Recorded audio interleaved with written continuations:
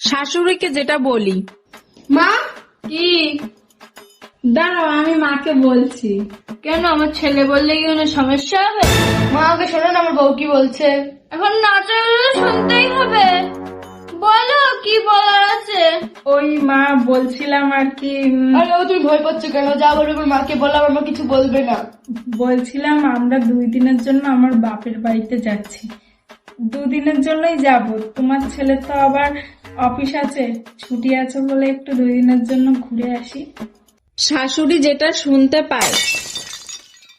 মা দাও, আমি বলছি। এই যে বুড়ি, ভালো করে কান খাড়া করে শুনে নাও। আমি আর তোমার ছেলে 1 বছরের জন্য আমার বাপের বাড়িতে ঘুরতে যাচ্ছি। আর আরেকটা কথা শুনে রাখ বুড়ি, এই 1 বছরে তোর ছেলেকে বশ করে নেব, পুরো আমার হাতের বশ। আমি যা বলবো তাই করবে এরপর থেকে। বাবু রে বাবু, বুকটা আমার জ্বলে গেল রে বাবু। মা যাস না, তোরা যাস না। কি হলো মা তোমার?